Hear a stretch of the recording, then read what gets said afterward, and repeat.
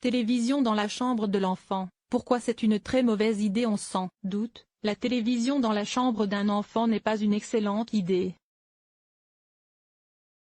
Une étude scientifique menée sur le sujet nous rappelle pourquoi, point par point.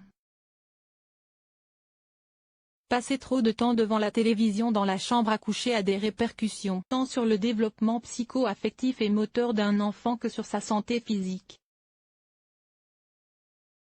C'est ce qui ressort d'une étude scientifique publiée récemment dans la revue spécialisée Pediatric Research. Les premières années constituent une période critique pour le développement de l'enfant, a rappelé il y a quelques jours Linda Pagani, auteure de l'étude lors de la Convention internationale des sciences psychologiques qui se tenait à Paris. Intuitivement, les parents savent que la façon dont leurs enfants consacrent leurs loisirs aura un impact sur leur bien-être à long terme. Et comme la télévision est leur passe-temps le plus répandu, il est clair que les nombreuses heures passées devant l'écran ont une incidence sur leur croissance et leur développement, en particulier si la télévision se trouve dans un lieu privé comme la chambre à coucher, a ajouté la chercheuse, qui estime que les enfants trop exposés à la télévision risquent de ne pas avoir assez d'interactions sociales et physiques pour se développer correctement.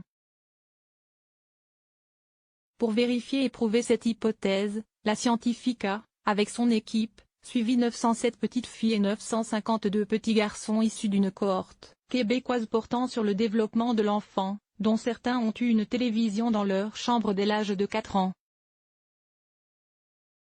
Les interactions sociales, la santé psychologique et le niveau de stress émotionnel des enfants ont été évalués tout au long de l'étude à l'aide de tests et questionnaires. L'indice de masse corporelle, INC, a été calculé à l'âge de 13 ans, et les habitudes alimentaires des enfants devenus adolescents ont été notifiées.